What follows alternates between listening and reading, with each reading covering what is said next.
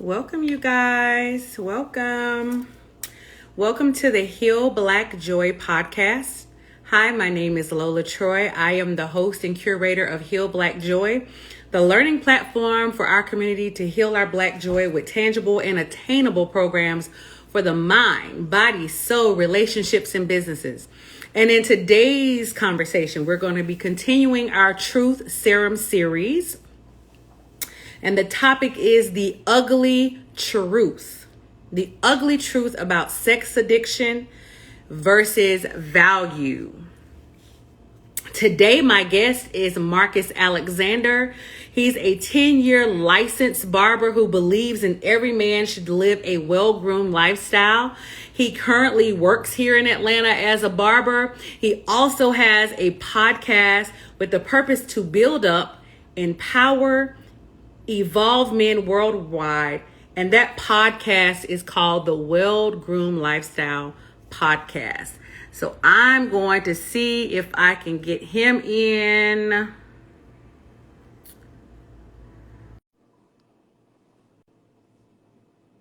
And we can get into talking. Hey there, sir. How you doing? I'm good. How are you? I'm doing amazing. I'm going to share this out with a bunch of people and see what they can do to get in here. We need some folk in here. Yes, ma'am. It's so good to have you on. How are you today? I can't complain at all. I And know. yourself? I'm good, man. I cannot complain. So welcome to our Heal Black Joy tribe members that are coming in. Welcome, welcome, welcome. I cannot wait to get into this conversation with you because I think this is a conversation that we do not talk about often enough. Yeah. Just to get into the sexual addiction and just talk about some truths about addiction and specifically sex addiction versus our personal value. I posted something this week that, kind of give you some information about addictions as it is. And so there's some common behavioral addictions. Shopping is an addiction, food, sex, TV, social media, and exercise. Some people are addicted to exercise, believe it or not.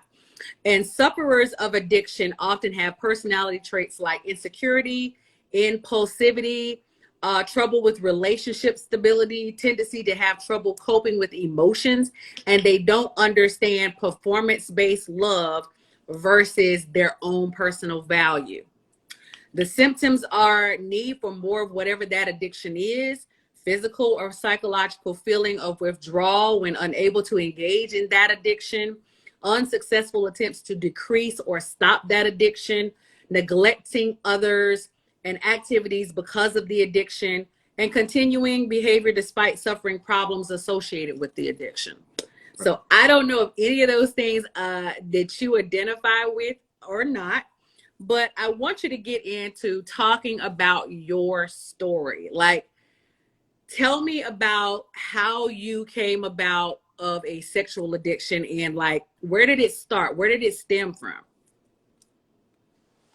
I know I was, me and my buddies, we were like in the second and third grade, and we used to be in the back of the school bus, and we was, what we call hunching the girls on the back of the school bus. I remember that word, hunching. Mm-hmm. I don't really know what triggered that, but I used to go to school from my granddad's house, and my uncle stayed with him, and used to always go to my uncle's room after school. He had a water bed. I used to like to watch House Party. So I'm thinking I'm just gonna go in there, push the VHS in and watch House Party. Didn't know it was a porn. And so how old were you when this happened? I was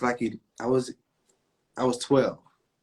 Wow. Okay. So when I pushed the VHS in and I seen it was a porn, I was alone, and I never really seen it. So I'm interested. I'm glued in, and it's like, okay.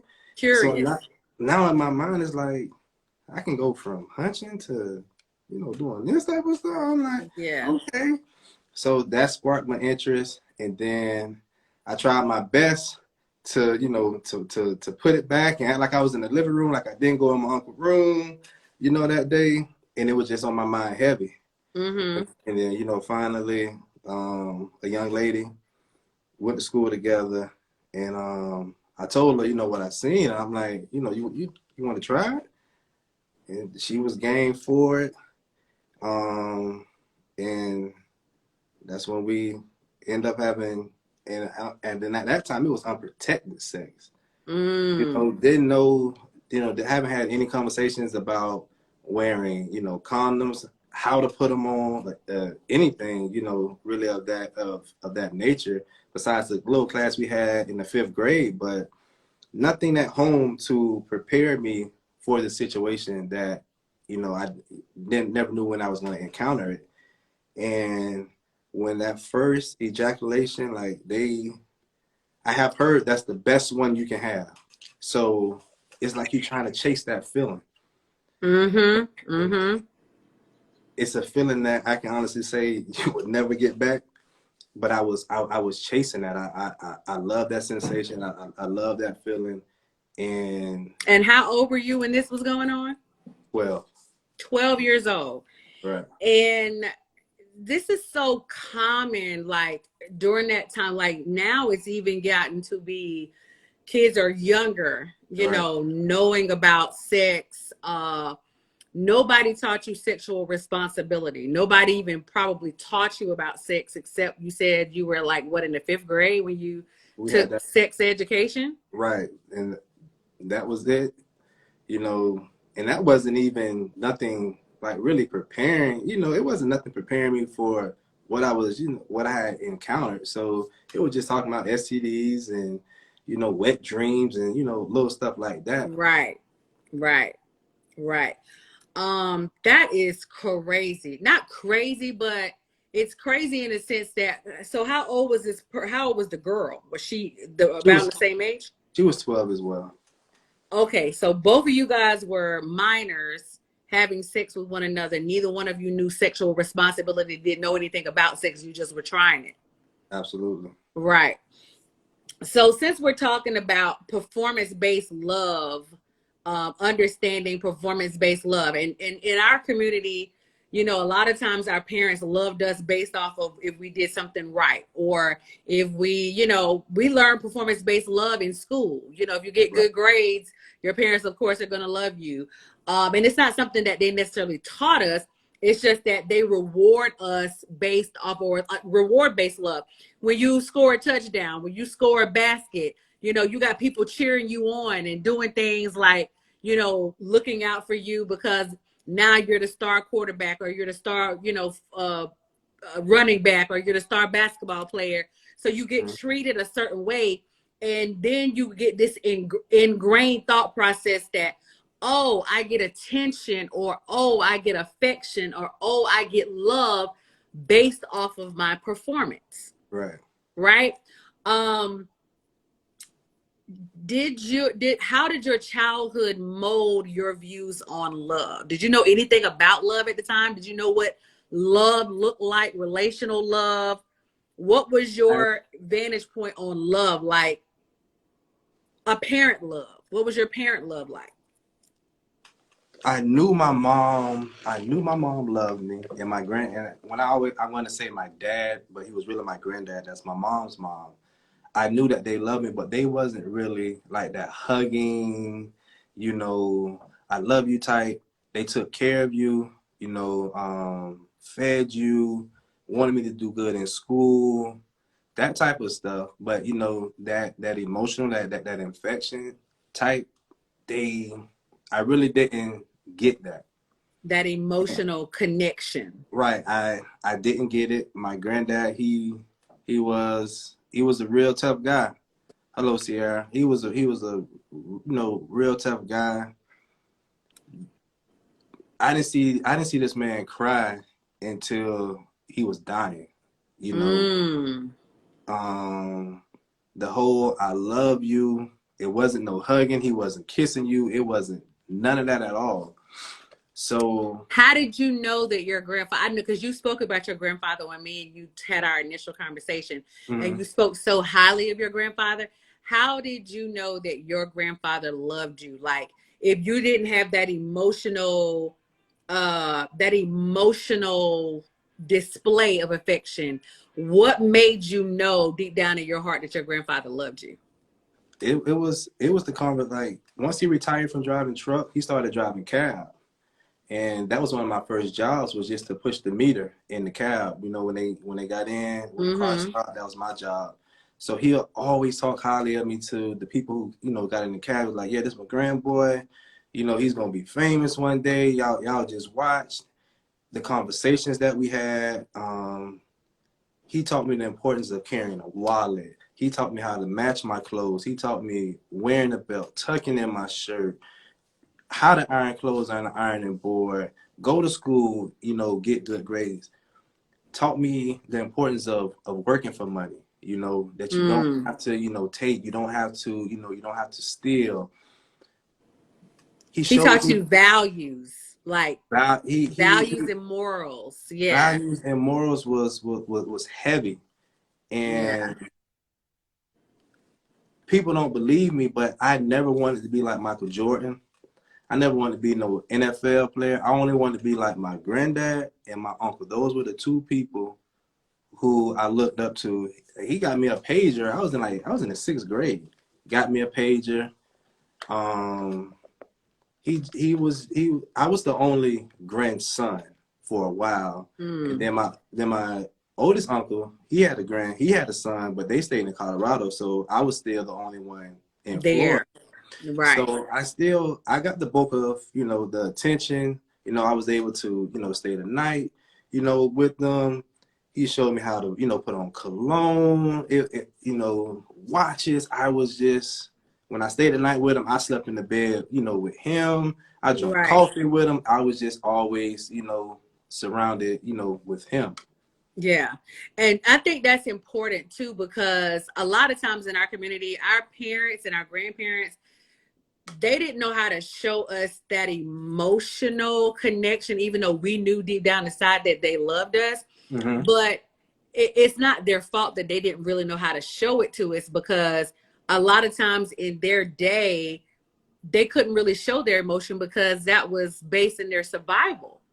So they had to, remain and keep their emotions to them tucked a lot of times, because it could be a do or die situation where, if they're in the wrong place at the wrong time showing their emotion, they could be killed. Mm-hmm. So I don't want to knock our grandparents and our parents for not showing us that emotional connection. That's not their fault, because a lot of times it was just, that was their way of surviving. And that's what my mom Um, told me. That's how he grew up. His dad didn't show him, that right, type of love. right, So I never, and to be honest, it was something, how they say you can't miss something that you never had. So I never missed. Once I got older, I realized it. But growing up, it was like, oh man, my mom didn't hug me and she didn't kiss me. I'm like that. right.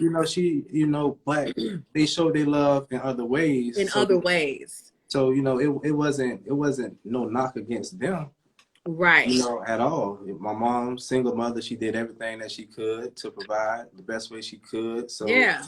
it was no knock, Yeah, it's against no them. knock to them. Yeah, I've got Hey Mo in our chat saying, granddaddy was a provider and grandma was a disciplinarian, and she never witnessed any one of her grandparents cry ever. So that's very common in our community. So kudos to your grandfather for giving you and instilling values and morals inside of you. I think that is such a beautiful, like, I like to highlight those stories, because a lot of times, people, they talk about, the love languages, and those love languages, that book was written by a white man, so it's from a white perspective, Mhm. right? Whereas our love languages in our community are very, very different. I had a granddad. My granddaddy's sister was my great aunt. She loved me, but she would cuss you slam out, right? That's how my But grandfather that was. was her way of showing her love. Right. um and so our vantage point of how our family members loved us, our elders loved us, is very different than this love language book that was written from a white perspective. You know what I mean? Absolutely. So um kudos to your grandfather for instilling those morals and those values in you. Let's talk about, switch gears for a second. Also in our community, because we want to talk about the addiction. Mm-hmm. In our community, a lot of Black parents hypersexualize their children, you know, especially now, because you got younger parents and younger grandparents. And it's like, it's okay for boys to engage in sex early, or sexual innuendos, or any type of sex talk. You have those conversations very, very early on, whether it's with your friends, whether it's with your uncles, whether it's with your, you know, your homeboys, whoever it is, you're having those conversations early on in life, right? But then the little girls, it's like, no, you can't have no little boyfriend. Right. You can't, you know, you can't do this. Now, I will say in social media, you got kids that are watching their parents or their mothers twerk and do things on social media.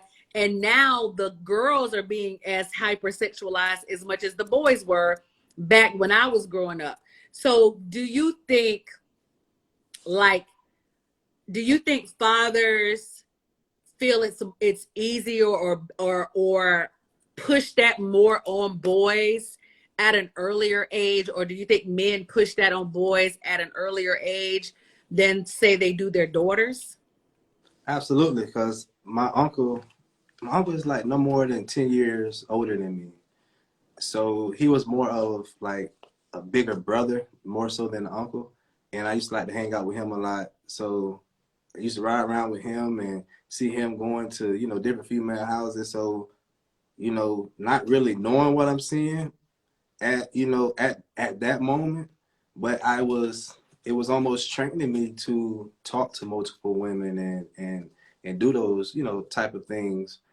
And it's really, you get the pat on the back, because my uncle did. Like when, you know, I was in the 6th grade, I'm in the phone numbers you got today, nephew. So I'll be pulling out the paper, you know, trying to show him the phone. And then it almost came like, that's what I'm going to school to do. That's how many phone numbers I can get, because it was almost like, you know, I want to make my uncle proud that I got me some phone numbers today, type of thing. And I don't think that he intentionally did what he did to me, you know, but he did. It affected you. Right. Yeah. And like, for instance, I know people don't like having this conversation because we always try to celebrate celebrities, but I have to go here because I remember, I don't know when it was, maybe last year before last, where Boosie was hyping up his son for having sex at a very, very young age with an older woman. But if he had his daughter, he wouldn't do his daughter in the same manner, right? So a lot of times fathers it's like, oh, you got to get a notch on your belt. You got to go ahead and have sex early. You got to go ahead and have, you know, you got to do this. You got to go. It's like this overly hypersexualized conversation that men, Black fathers, Black men specifically, are having with their sons. And it's not only having it, but it's the irresponsibility in the conversation. Is to me, I know it's going to happen. And I have 3 teenagers right now, so I have, you know, talked to my kids and explained, you know, you can come talk to me, you know, this and that. Like my oldest daughter, she's 18 now, but as her body start to mature, I know, hey, listen, she knows exactly who her daddy is. She knows exactly what her daddy has done. I don't hide that from her. So I'm like, listen, I've done it. I have done it. They're going to tell you how good you look. They're going to tell you how good your shape is. You know, they're gonna do all of that to start putting their fingers in you, rubbing all across you. And I say, you know, that's why I always tell you that you're beautiful. That's why I tell you you're intelligent. So when, you know, the young dude in school, hey, beautiful, hey, Black, that won't move you, because I give that to you. I hug you, I kiss you. You know that you have that love, you know, from a male, already, and it's the correct love. So I already had those, had those conversations, with her. I had the same conversation with my boys, like respect the young girls. You Right. know, me listening to music, because I always thought music didn't have a effect on me because it never made me want to sell drugs or rob nobody. But it made me call women, excuse my language, the bees and hoes and all of that. And it made me want to talk to multiple women or whatever. Mm. That's the So the way. culture around rap music kind of influenced you into talking Oh man, to multiple women. it had a huge impact. Then watching movies like Players Club, like when I'm watching Players, like I had no business watching Players Club. All of that stuff that you really don't know that is just really seeping in and just hitting your subconscious like no other, and you don't even realize it. And you don't know if you have an addictive personality, and then when you experience it, now you want more of it. Now you More want more of it. and more.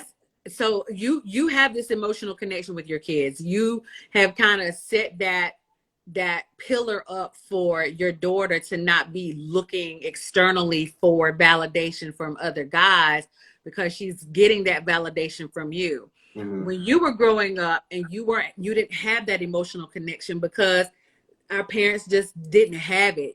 They just were not emotionally connected in that manner. So were you seeking out validation? Because I know you said you didn't really have a lot of value. So your performance was in sex, right? Did you seek validation from women in your sexual performance? I did because my sisters, I have an older sister and a younger sister. When I tell you they went to school, they got good grades, on the road, they getting scholarships. Me, I'm getting phone calls, I'm getting this and that. And I never really got the pat on the back, and I'm happy to bring home my report card with my honor roll certificate. I never really had that. Mm-hmm. So started having sex at 12. And by the time I turned 16, I started having sex with grown women. So in those 4 years, I was kind of ahead of the curve at 16 when I started having sex with grown women, and they took it to a whole nother level for me. They really taught me how it is to have sex as an adult. You just ain't jumping in and just, going 100 miles per hour. Like they really like slowed it down for me and just really gave me, game. So I'm Can we 16. just do something really quickly? Because I'm just alarmed, and I don't know if any of my Hill Black Joy tribe members are as alarmed as I am. We have normalized sexual trauma. That's abuse. That's rape. When you're an And adult and you're having sex with a child, that is called rape. That's what right. that is. But we don't put the name on kids. We don't put the name on boys or say that that's rape when it comes to boys. But we'll say if a 25-year-old man had sex with a 16-year-old girl, we would call that rape. And how about this one too? Because I remember, being a little kid and like older women, yeah, this is my little boyfriend, and they'll touch you, they'll rub on you, they'll hug you. Hey, come here, little boy. This is my little boyfriend. Inappropriately. But if a man said that to a girl, hey, that's my little girlfriend. Come here, you'll be, somebody be trying to jump on you, about ready to kill you. But when it's done to a boy, it's looked at as something that need to, you need to clap. You should, feel some type of way about it. And that's even more so than that's also adding to the introduction to porn. So you've already felt somebody touch your body as a child. Then you start watching porn and you see the sensation that they're getting from watching. Well, some of it is overly dramatic, but from a child's vantage point, they're thinking that's something that's really going on. They don't think that it's like, they're acting, you know what I mean? Right. And then when you start having sex because you felt the sensation, now you want more of it. So now I'm seeing the pattern of how you were introduced to sex at a very, very, very, very young age. So, oh my God, this is so crazy to me. Like, I'm literally having this like thought process because it enrages me that someone didn't protect you in that manner and say, you know what, you don't need to be having sex with a 16-year-old child. Mm-hmm. Right? Right. And nobody came to your for your protection. Right. And that's going on in America. That's going on all over the world. Absolutely. Oh boy. Okay. You guys, please share this out with your people. Please share this out because this is a conversation that is not talked about enough. We don't excuse it when it happens to girls, but we will excuse it when it happens to boys.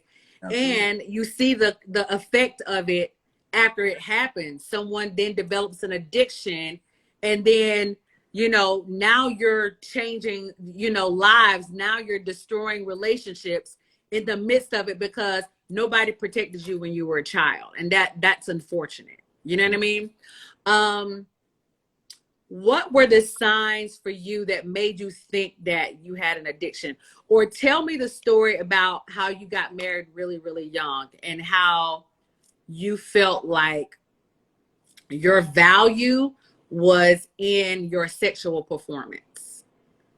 Well, I got married, I think I was 20. I was 20. I was 18 when I got with my ex-wife. I was just getting out of juvenile boot camp in September of 02. That November, I turned 18. That January, I had gotten with her, and she was 6 years older than me. She was already 24. By that time, you know, I really wasn't too much interested in, like, you know, women my age. I wanted that older women. Yeah, because you had already experienced older women. Right. Yeah, So you that was already introduced to you. So now you've been groomed at this point. People right. don't understand what grooming is, but you were groomed to deal with older women. Younger women probably didn't even make you aroused or you had no interest in younger women. Right. So I got with her, and ex-wife already had 2 kids. So I'm a kid coming into a stepfather role when I'm still mentally, I'm still a kid. I don't even have a job. I don't have my high school diploma yet. I don't have anything. But the one thing that I did have was, what I knew how to do good was, you know, have sex. So I think it was more of not what I can offer her financially, you know, material, you know, stuff. It was more in the bedroom. I knew what I was doing, you know, by that age. And I got married, and I remember, you know, talking to my mom, and she told us, you know, you're not ready, you know, don't do it. But you still grown, you know, you're gonna do what you want to do. Right. We went and did that. But by that time, I was already used to dealing with multiple women. I you know, just about the whole time we was together, from being together to being married, I don't remember like a solid year where I can just say I was just faithful for this 1 year. So you hadn't even prepared yourself for marriage. You were just, so what prompted you to get married? Like, you were already dating multiple women. You were in this relationship with your now ex-wife. What prompted you to say, did you even think about that you were going to stop seeing other women and you were going to be monogamous with her? I didn't know anything about marriage. My youngest uncle had just gotten married, so he was fresh. My mom was never married. I don't really vividly remember my grandmother and granddad because my grandmother passed away at an early age. So Mm-hmm. I don't even didn't even know what marriage was. We had to go to marriage counseling. I'm in marriage counseling because you had to take so many hours in Florida. So I'm in now, I'm like, man, is this over yet? Like, I knew nothing about marriage. The topic was brought up and it was like, all right, I didn't know nothing about, Or you were a child, like right. you I didn't wouldn't have know known anything about marriage. So there's nothing for you to even grasp or add to the conversation because you were literally a child right, walking into an already ready-made situation with an older, she's a young adult, but older, but I would say once you start having kids, that ages you some, that gives you some experience. So you said she had 2 kids prior to you getting right, into the relationship. Okay, so even though she was 24, she still had an experience of an older woman because she had children. So that kind of gives you some experience. So mm-hmm. imagine now her brain is like a 28, 30-year-old woman, but you are still 18. Right. Cause I think she had her first kid when she was like 15. So like I said, it was just it was So let's stop there for a second because I'm hearing a lot of things in this story. 15 years old, she has her first child. You start having sex when you're 12. So mm, you recognize there's a trauma bond going on mm, because she also has had sexual trauma because she got pregnant at 15, meaning that she started having kids early. mm-hmm. So she was having sex way before her emotions and her mind was ready for it, Right, just like you. So you guys basically trauma bonded and came together. So now that's what's going on. So you literally started trauma bonding from a standpoint of the things that you guys probably were looking for. You were looking for a certain type of love. She was looking for a certain type of love, and you guys came together. And that's a recipe for disaster because both of you were children. right, And now absolutely. you're in marriage, you're in marital counseling with nothing to offer because you're a child. I have nothing. By that time, I just had like a little hole in the wall job. I had my high school diploma by that time, but I wasn't mentally, prepared to be a husband and a stepfather and, all that stuff. But I played the role as best as I knew how, with no example, no type of leadership, no guidance. I just did it. But while you were doing it, you were still having other relationships. I won't. I was, cause to be honest, I really, she was like really my only relationship. I never really dated anybody else because every woman that I dealt with after that, they knew I was married. They knew we're not going out on no dates. I can't take you nowhere. I'm married. All we can do is have sex, and that's just about it. I can meet you and see you for a couple minutes, but that was the extent of what I had with outside women. So what were you looking in not necessarily the relationship, but the transaction, because that's a transactional relationship. What were you looking for? Was it something that you were not getting at home?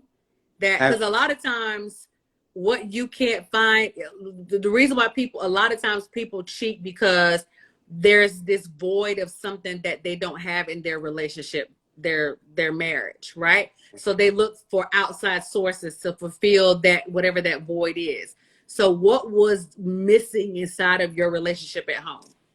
at first, it was just the sex. At first, it was just I was just really just having sex. And then So it wasn't her. It was that you had the addiction that you needed to fill this void of, you needed more sex than just her. right. And like it was the addiction, I was used to it. Then as I started to mature and become a man and realize that, I need this. Oh, she's not giving me this. And then that's when it started to hit that, okay, she gives me this, she gives me that. So I'm dealing with 3, 4 women just trying to make one. Mm. So I'm getting certain things from certain women, but neither one of them had everything wrapped inside of them, to give me everything. So that's why, I went But to you didn't having. have anything to give them either. So you're looking for something you're looking for all these people to give you something, right? But you only had sex to give them, right? And that's a lot of That's times people that have addictions, especially a sexual addiction, that's the only thing that they have to offer is sex to other people, right. right? How do you identify with some of the things that I stated before, like uh impulsivity, meaning that you're going on your impulse? Did you feel insecure? Did you have a personality trait of insecurity? Did you feel insecure as a man, as a young man? As a Now that I look back at it, I can say it, but at the time when you're going through it, you just looking at it as this is what you do. This is what I'm used to doing. I'm not doing it in the mindset of, yeah, I'm really missing something. Well, I take that back because I take that back because just seeing that reaction on, as you committing a sexual act, or when you done, when they're like, "Ooh, oh boy, you did that, or you didn't woke me out," like that pumps you up. That makes you feel in your Powerful. young mind like you're a man. You're not. I wasn't thinking that paying bills and being responsible and taking care of my wife. That's all I knew was sex. So I knew how to do it well, and to me that was just that was my cake. That's what I held on to. If I had Ooh, nothing you said that else, was your cape. So right, you felt powerful in right. that. Okay, so in your in your performance of having sex, you felt powerful. Let's just sit with that for a moment. How Mm-hmm. old were you when all this was going on? Like, what age range are we talking about? About time I turned 18, and that's when I can say like the training wheels was off, and it's like I know what I'm doing. I know the different positions. I know this. I know most women are used to this position and all of that. So it was like, and then like they mind blown. They like, what you know about that? So it was like, it made me feel good because it's like I'm with an older woman doing something to her that she never had. She's mind blown. I'm young, so that's now she's blowing my mind, and it was just almost like I started to seek that. Once I found out that men really didn't know how to have sex, and not saying like I'm the best, but as I just started, I'm like, okay, they really don't know what they're doing. And So, I have a question for you. Did you find value in that? Like um with those older women like complimenting you and telling you that you're good and telling you that you're doing things to them that nobody's ever done to them, did you find value in yourself from them saying those things to you? Did you feel more, because you literally said that you felt like that was your cape, like Superman, right, right? that's So that's did go you ahead. feel, did you find value, did you feel like you had some value then? Because to me, like, if you started off insecure and then you felt powerful in that sexual performance, Mhm. is that where you found your value? Oh, absolutely, absolutely. Because like I said, I really at at that age, at that part of my life, it's not like I was really making a lot of money or really doing anything of significance. I had my daughter when I was 19, but it was like I wasn't in school, or I wasn't growing this business. My mind was just still stuck on having women. Like it came to a point. I was coaching little league football, and I had 3 women that I was coaching their kids. On one team, the same year, I had 3 women, but it just it just did something to me. Listen, y'all know I'm married. You can't say nothing. I can't This be is in seen. addition to your wife, not Right, just 3 relationships. You had 4 relationships going. right. And it just became a life. That became my It was lifestyle. your lifestyle. Having 3 phones. Well, my wife only knew about 2. Keeping one in the car. In the trunk. It just became a real destructive lifestyle for me. And this is such a normalized conversation because this goes on. I mean, I know several men that have this same exact story. Mm-hmm. And most of them have more than 3 or 4 or 5 children, 6 children, 7 children, and they had them very, very, very early. Mm-hmm. Like some of them are grandfathers now and they're in their 40s. Right. Right. And I know men have, were, if you had a man in your life from a very young age, in a Black community and in most communities, men are told and taught to provide and protect. Mm-hmm. Right? They're taught to profess their love, to provide, financial security or stability, and to protect their household. Right? Right. And you said that you didn't make a lot of money, so your value was in your sexual performance. um when did it change for you? When did it click for you? Like, okay, was it the downfall of your marriage? Like, when did it click for you that this was too much? Something is wrong. Or did you ever feel like when all this was going on, did it ever occur to you that something is wrong? It really didn't occur to me that anything was. I knew I was doing wrong, but just like anybody, especially like a crackhead, they know they shouldn't smoke it, but the addiction keep taking them back. So just say if I get caught, I'll lay low, I'll chill out for about 2 or 3 weeks, then I'm back out there, doing the same thing, just trying to clean up, where I messed up at, make sure I don't mess up like that, again. But it really didn't hit me till like after, because it was probably like a year or so that we split before the divorce, before we had the divorce. But it's like I'm tired. Like, That how was many your more? breaking point, was when you split up from your wife? Was that like, because some people have that valley moment where it's just like, okay, my life is a total mess. What was that moment for you? When I was it was like I'm tired. Like how long can I do this? How long do I want to keep up this lifestyle?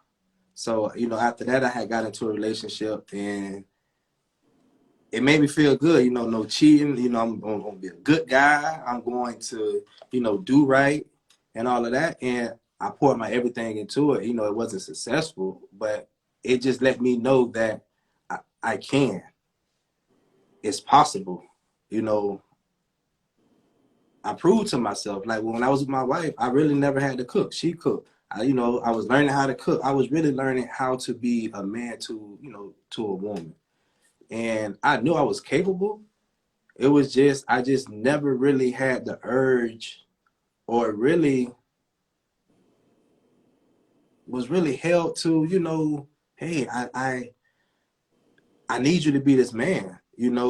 Like I said, I don't know if I mentioned it, but I cheated on my wife and had 3 kids on her. So I was, we'll split up, then we'll get back together. So it was never really anything that really made me want to be there and want to be that man, want to be this great husband. I was, I didn't even wear a ring, for majority of the marriage. I was married, but in my mind, I knew I was married, but it wasn't like, you know how some people were like, yeah, this is my wife, and they just really hold their marriage high, and it's something near and dear. I never looked at it like that, you know. Well, how could you if you never saw an example of it? You know what Right. I mean? Like, that's not something that you could do if you didn't see an example of what marriage could look like successfully. Because a lot of times we can see marriage, but if you haven't seen a successful marriage, even if you've seen a marriage, that's one thing. Mm-hmm. But if a lot of times people haven't seen a successful marriage, because a lot of times they grew up in a household where their parents, they didn't even show affection they towards one another, Mm-hmm. right? Or one of the other parent cheated. Mm-hmm. So if you didn't grow up in a household where you had parents that were married, that's one thing.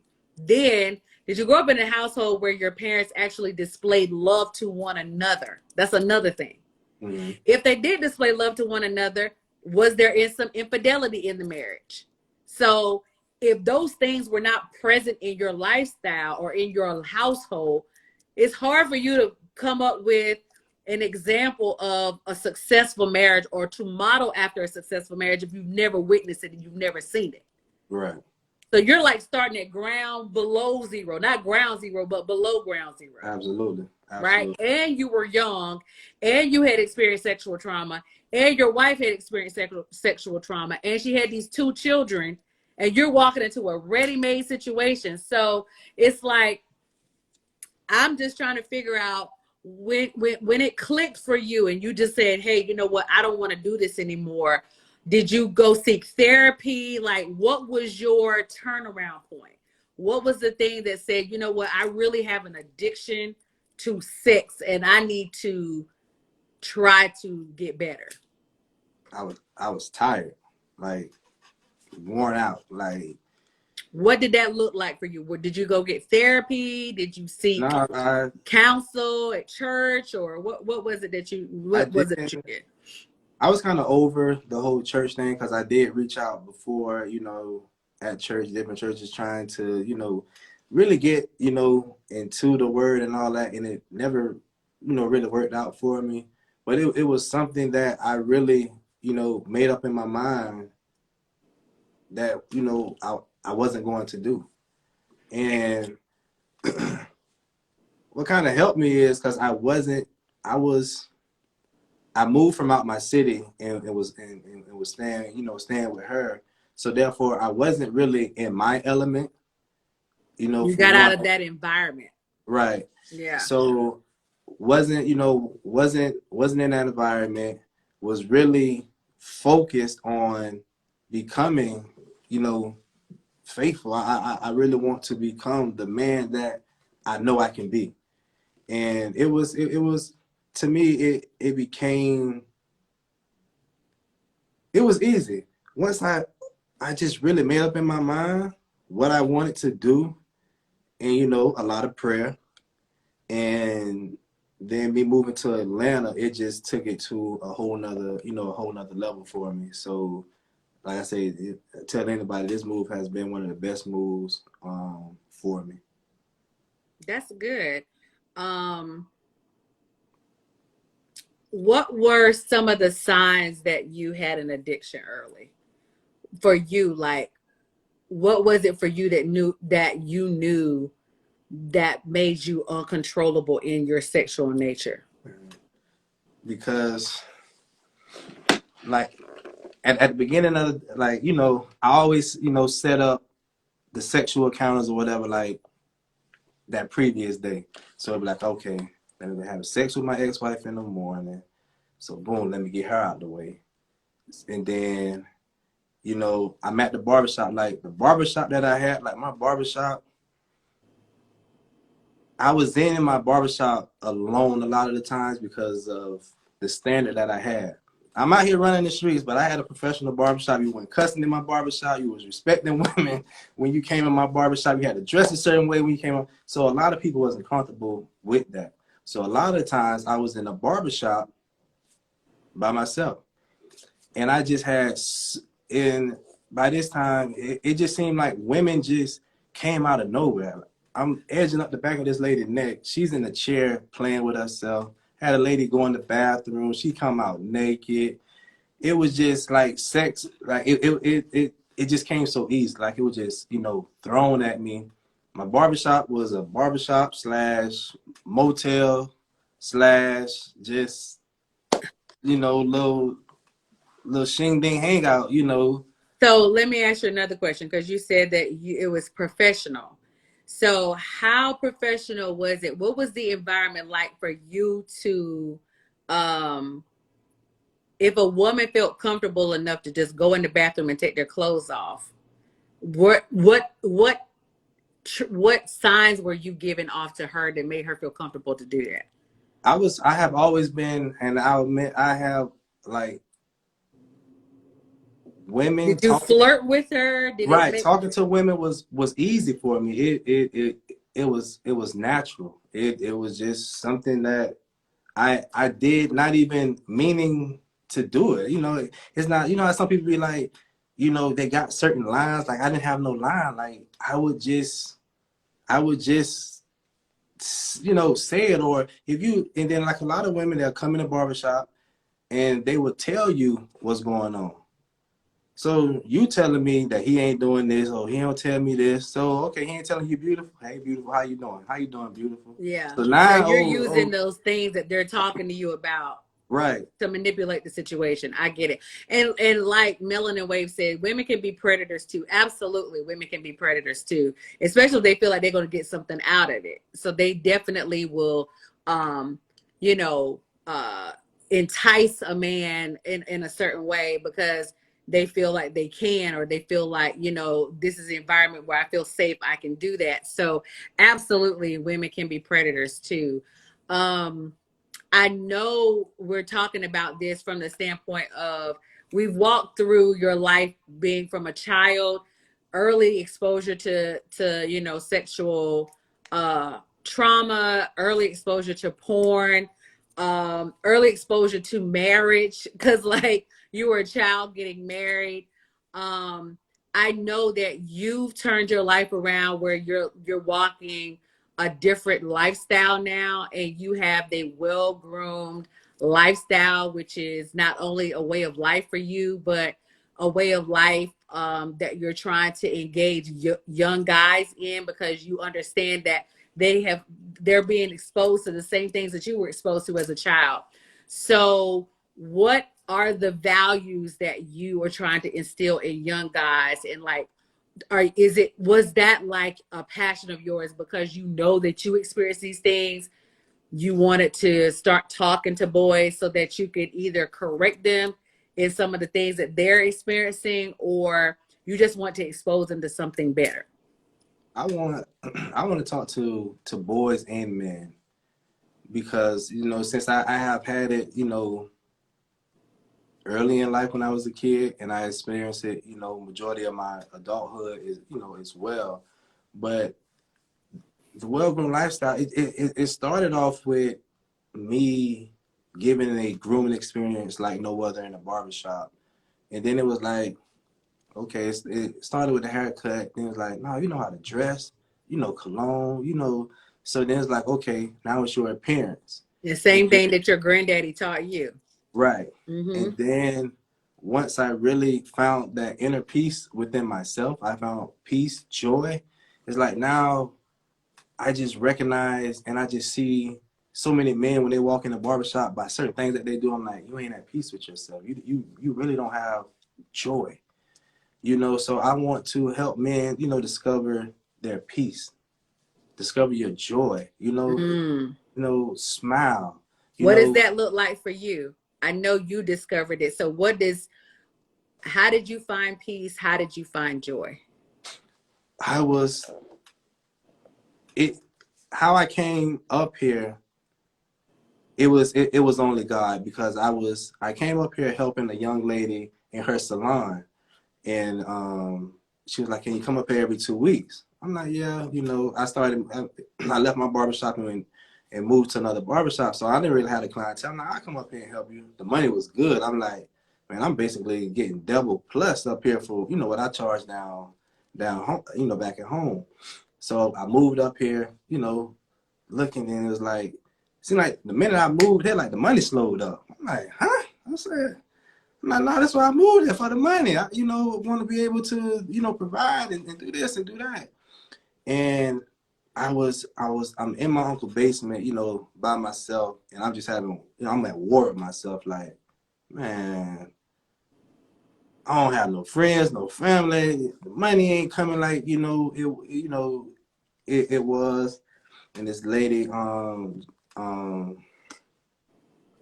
Jare, not Jare. I can't think of her name right now. I'm sorry. But she told me to go to God and ask for my purpose. And she was like, surrender your life.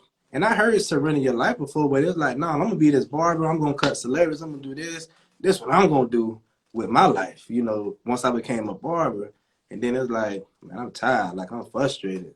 So I got on my knees and I told God, God, I surrender. Show me my purpose. Evolve me into the man that you created me to be.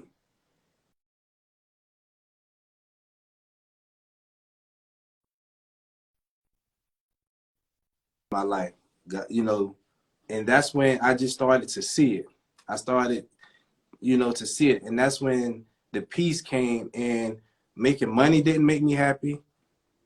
No matter how many heads I cut or didn't cut, didn't make me happy. It was I woke up peace. I felt good.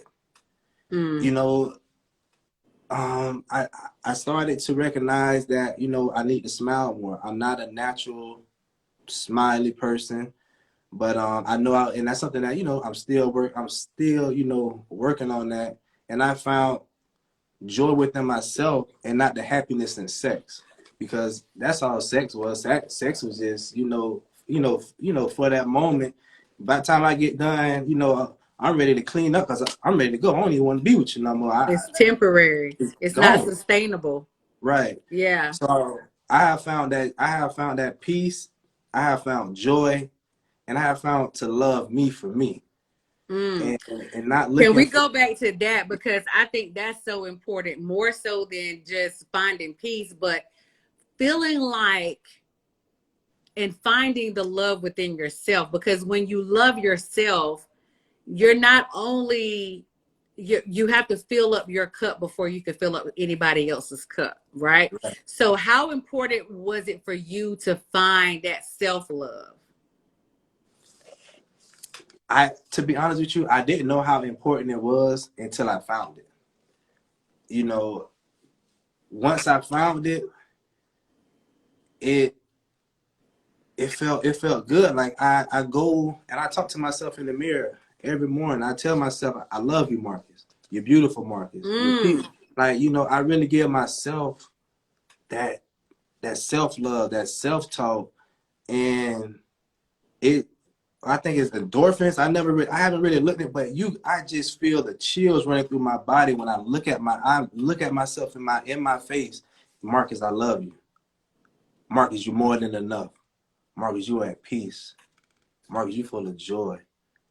And just the stuff that I tell myself, and then I think her name is Mel Gibson. She talked about the high five. I high five myself and just give The my high five habit. Yeah, it's a right. great book. Great book.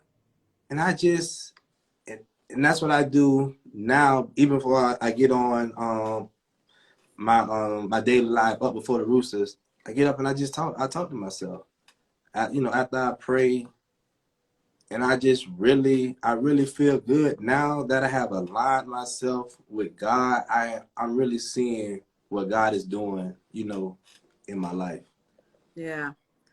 I think that is so important. I think finding the joy and finding the love within yourself, it's because it's hard to give something that you don't have. Right. Right? You can't give what you don't have, and you can't pour it if you don't have it. So yeah, shout out to my Sisters Heal Network. She talks about it all the time. Okay. You just can't pour from an empty cup. Like, you got to have that self-love in order to be able to give love, right? Right. And so I think that's very important that you said that you look at yourself in the mirror and you talk to yourself. Because I think a lot of times we are so uncomfortable talking to ourselves. We're so used to everybody else talking to us and saying things in our ear, but we're not used to having a conversation with ourselves. Right. Whether it's affirming ourselves or whether it's correcting ourselves. We do not spend enough time with ourselves to be able to self-correct and to self-love. And I think that's super duper important. So kudos to you for starting that journey of self-love and talking to yourself in the mirror. And I think that, you know, you talking about this here is a representation that men, Black men specifically, will start being more comfortable listening to themselves Right. and talking to themselves and loving on themselves, right? Because how can we, like, there's this battle right now going on with Black men and Black women. I don't want to polarize that, but we know it's in the air. We see enough conversations on enough podcasts where Black men are now rating Black women, or Black women now, you know, rating Black men, or saying something totally against each other. And what we don't realize is that we need each other, right? Right. So Absolutely. it's important for us to start having these deep dive conversations about things that we don't talk about, like addiction, and how, you know, no, it's not cool for a 12-year-old boy or a 15-year-old boy to be having sex with a 24-year-old woman. That is rape. Let's Right. let's call it and keep it a buck. That's what that is. Instead of applauding boys for having sex and pushing young boys on older women or on girls, it just, that to me, that's rape culture. And we got to start having those ugly conversations and start having the ugly truth about a thing and call it what it is. It's rape. Right. That's what it is. So what is the well-groomed lifestyle working on? What are you working on now for men as well as boys? I'm working on setting up a community. I'm working on setting up a text community. And since I'm a barber, I'm going to eventually, you know, start going to different barbershops. I'm going to start locally and then expand out. But I want to go in and, you know, have the conversations with the boys.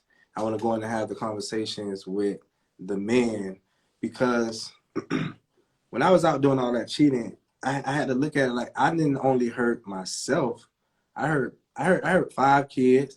I heard everyone who my ex-wife had to go and complain and talk to about Marcus cheating on me again. Oh, he had another kid on me again. And it hurt me because with my mom, I'm the only boy. So when my oldest daughter found out that my youngest daughter was here, she was like, "Dad, you know, you was the only boy, I was the only girl, but now, you know, Miani's here, so I'm not the only girl anymore." To see how that hurt her, that hurt it. Then it was one night I was here, I was asleep, phone went off. It was my son text, opened up the text, he was like, "Dad, you could have still been here with us. Why you had to cheat on mom? I love my brothers and sisters, but you know, why you had to keep having kids?" And it was like, that crushed me. And I messed up. I won't say messed up. I messed up the opportunity to be in 5 of my kids' lives, which as, you know, growing up with them, with their mother inside the house, because I didn't have my dad inside the house. So I ruined it for my oldest 2. I never gave, you know, my youngest 3 at that time, you know, that opportunity to, you know, to have that. And it's like I took something away from them that I wasn't, you know, able to, you know, experience. But I always wanted to pride myself on being a better father than what my dad was to me. And it was like, you know, I followed in his steps. Like my dad had he had 4 kids within 2 years. Like my oldest 2 sisters are like a couple weeks apart. My oldest 3 sisters are only 2 years apart. And then, yeah, it's like we like 4 of us like 3 or 4 years apart or something like that. And how many mothers? My dad, 1, he got 3, Shit, yeah, that is. He had like 6 or 7 mothers. So This he is this is deep. Like what you're saying is so deep because I don't think people realize that we basically a lot of times we just fall into the footsteps of what we saw right. unbeknownst to us. Even if your father wasn't around and you didn't see your father actually doing these things, now you've modeled behavior after someone who is absent in your life, Mm-hmm. right? So that is a generational thing that's going on. That's a pattern that we got to stop. And that's what I talk to my boys about. Like I tell them, please, don't be like me. And I'm just so happy that I didn't even touch on this, but I was kicked out of schools to the point where I wasn't allowed to back in public schools. I was always arrested. My mom had to put me in juvenile boot camp. And for all 5 of my kids, my oldest is 18, my youngest is 10, to never been kicked out. My daughter will be graduating high school and with her AA degree in May. And just to seeing what my kids are doing compared to where I was and what I was doing, like, it's just, it's amazing. And I just, and I applaud them and tell them, keep being better, than what I was. I love y'all. I made mistakes, but I'm always here. I'm not perfect. I'm owning up, to my mistakes, but please be better than what I was. So I got a pledge for you. I want you to speak to a younger version of yourself. Like if there was a younger version of you on this live talking, or somebody that's going to watch that is following in the footsteps of how you were back then, what would you say to your younger self? What would you say to that younger person?